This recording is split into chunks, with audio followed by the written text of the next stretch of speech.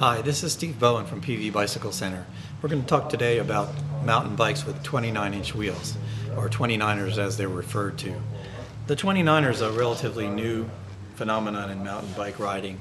It's become increasingly popular in the last few years. We'll look at why that is and what a 29er is good for, and maybe what it's not appropriate for. This particular bike here is a specialized stub jumper comp with a carbon frame 29er. This is a hardtail. What that means is we've got a suspension shock absorber in the front of the bike, but the back of the bike is rigid. So in my opinion, you can buy a full suspension 29er bike. I think that really that genre works best as a hardtail bike in a 29er. You look at the evolution of mountain biking. First it was just riding off-road on trails, and essentially that's what this bike gets back to, that simplicity of trail riding cross-country. Now as bikes got better and suspension got more sophisticated, of course people were able to do much more extreme mountain biking. That's where the hydraulic brakes and the full suspension bikes come in, more travel in the shocks. So you get people able to ride over rocks, cliff drops, all jumps, that kind of thing. This bike's not for that. This bike is for someone who just wants to go out on a trail, maybe dirt road, fire road, single track, and have fun.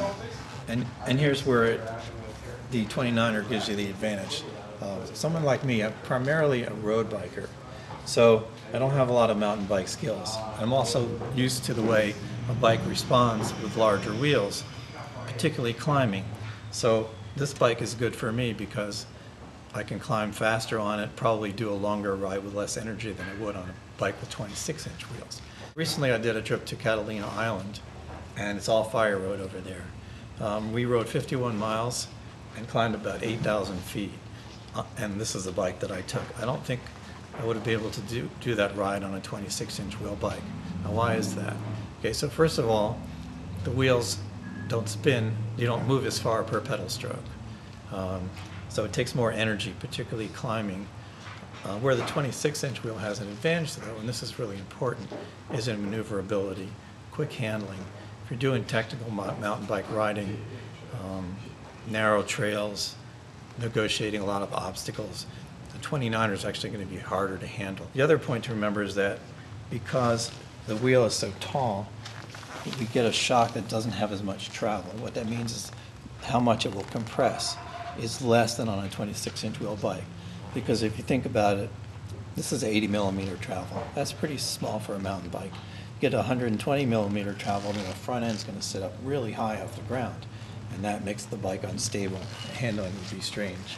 On a 26-inch bike, where the fork is lower to begin with, you can have more travel on. 29ers, good for trails, fire roads, fun, long rides,